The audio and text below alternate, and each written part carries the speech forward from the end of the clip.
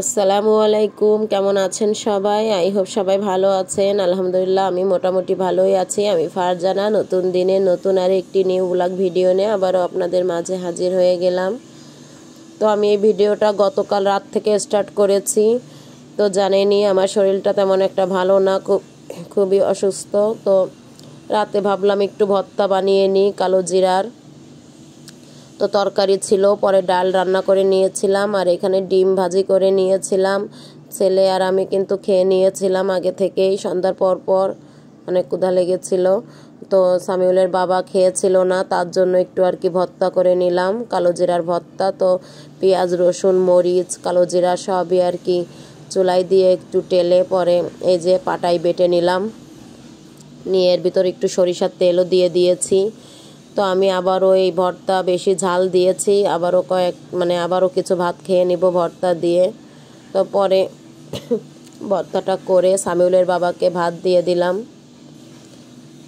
তো শীতের সময় কিন্তু ভর্তা ভালোই লাগে, সঙ্গে ডাল থাকলে আরও ভালো লাগে, কারণ ভর্তা কিন্তু শুকনা শুকনা সামিউলের বাবা খেতে চায় না।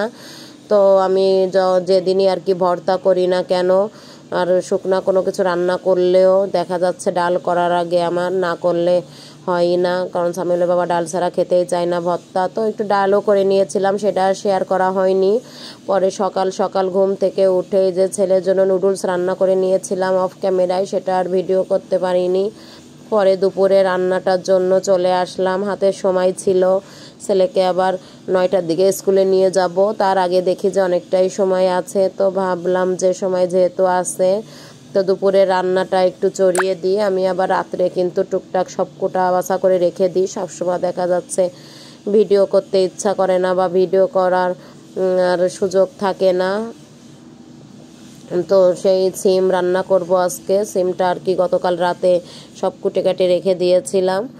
তো ভাবলাম যে কোটা যেহেতু আছে, সময়ও আছে হাতে, তো আমি সিমটা রান্না করে নিই। তো এই যে সিমগুলা রান্না করে নিচ্ছিলাম। তো এ পর্যায়ে এসে প্রতিদিনের মতো আবারও আপনাদের কাছে ছোট্ট একটা রিকোয়েস্ট করে নিচ্ছি, যারা আমার চ্যানেলটা সাবস্ক্রাইব করেননি সাবস্ক্রাইব করে পাশে থেকে যেতে পারেন। যদি কোথাও কোনো অংশ ভালো লেগে যায় তো প্লিজ দয়া করে ভিডিওটাকেও স্কিপ করবেন না, ছোট্ট একটা লাইক দিয়ে ভিডিওটা কন্টিনিউ করবেন।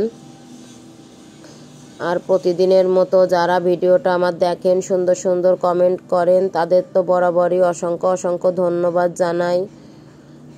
তো এই যে কথা বলতে বলতে কিন্তু এই যে সিমটা আমার প্রায় হয়ে চড়িয়ে দিয়েছি আর কি। এখন আর কি আলু দিয়ে সিম দিয়ে রান্না করে নিচ্ছিলাম। এখন ঝোলের পানি দিয়ে দিলাম। আমি কিন্তু মাছ দিব না আজকে সিমে, আজকে মাছ ছাড়াই রান্না করব সিমটা, শেষে টমেটো দিয়ে দিব। কারণ প্রতিদিন এখন মাছ খেতে আর ইচ্ছা করছে না, কারণ শরীরটাও ভালো না, কোনো ঘ্রাণই পাই না। কোনো কিছু রান্না করলে কোনো একটা আছে না যে গন্ধ পাওয়া যায় রান্না করলে, কিন্তু সেটাও পাই না, কারণ শরীরটা ভালো না। নাক তো একেবারে বন্ধই হয়ে আছে, এখনো পর্যন্ত সুস্থ হয়নি ভালোভাবে। তো এই যে টমেটো দিয়ে আমি ঝোলের পানি দিয়ে দিয়েছি, বেশি করে ঝাল দিয়ে নিয়েছি। সিমটাও কিন্তু সামিউলের বাবা খায় না, অনেক কিছুই তার খাওয়া আর কি বারণ, যেমন পালং শাক খায় না, সিম খায় না, বাঁধাকপি খায় না, অনেক কিছুই সে খায় না। এই জন্য দেখা যাচ্ছে যখনই আমি কিছু রান্না করি একটু বেশি করে ঝাল দিয়ে আমার মতন করে রান্না করি আমার তরকারিটা। আর সব থেকে বড় কথা যে ঘরের ভিতর দেখা যাচ্ছে আমার ছেলেকে নিয়ে 3 জন, যদি একজন কোনো কিছু না খায় তাহলে কিন্তু এক্সট্রা একটা ঝামেলাই মনে হয়, এক্সট্রা আরও কোনো কিছু রান্না করতে ইচ্ছা করে না। এজন্য দেখা যাচ্ছে একটা তরকারি রান্না করা হয়, যেহেতু সামিউলের বাবা দুপুরে অফিসে লাঞ্চ করে, বাসায় খেতে আসে না। তো এই জন্যই কিন্তু আমি সব সময় একটা তরকারি রান্না করি দেখা যাচ্ছে, আর একটা ভাজি করে নিই। তো এই যে সিমটা প্রায় হয়ে এসেছে, আমি একটু ধনিয়া পাতা দিয়ে দিলাম সিমের ভিতরে। তো এই যে আমি কিন্তু একেবারে এমন থাকে যে আস্ত থাকে, কিন্তু এই যে দেখলেই বোঝা যাচ্ছে সবগুলা সিম কিন্তু একেবারে নরম হয়ে গলে গিয়েছে, কিন্তু দেখে মনে হচ্ছে আস্তই আছে, এমনটাই কিন্তু ভালো লাগে। একেবারে দেখা যাচ্ছে ঘেটে দিলে ভালো লাগে না। তো এই অবস্থায় আমি একটু ঝোল আর কি কমিয়ে নিলাম, পরে নামিয়ে নিলাম। পরে এই যে আরও একটা তরকারি রান্না করে নিব, যেহেতু সামিউলের বাবা সিমের তরকারিটা খাবে না।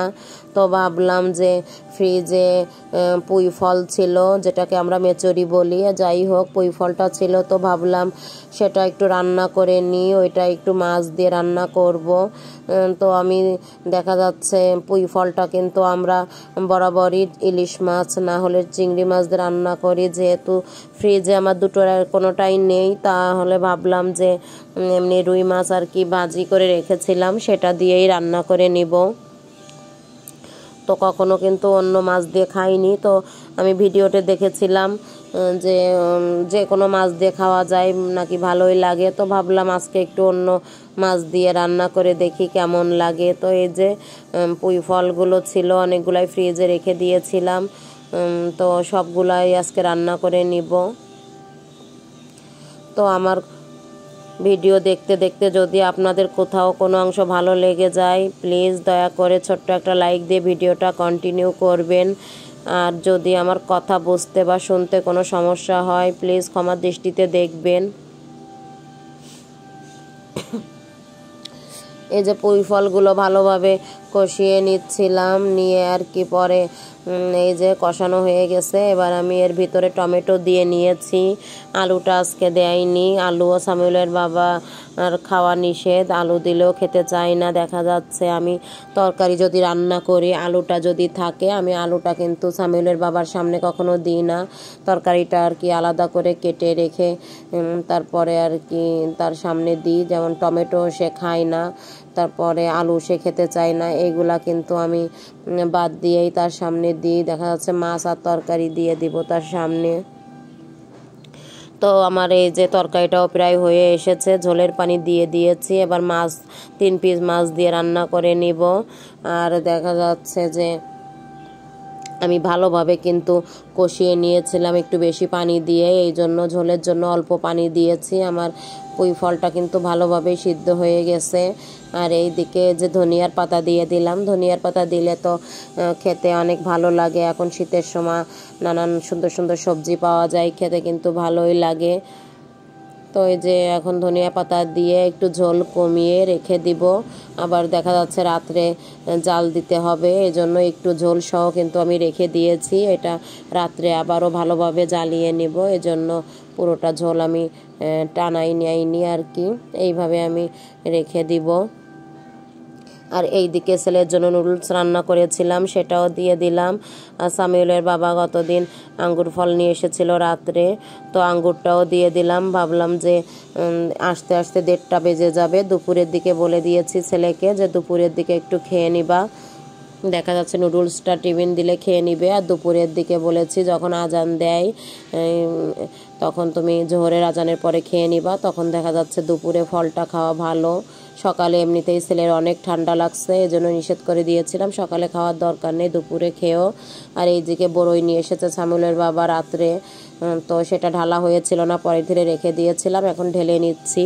এটা আজকে আর কিছু করব না, আচার বানানোর জন্য নিয়ে এসেছে। তো যেদিন আচার বানাবো অবশ্যই আপনাদের সঙ্গে শেয়ার করব, আজ না কাল হয়তো বা বানাবো। তো আজকের ছোট্ট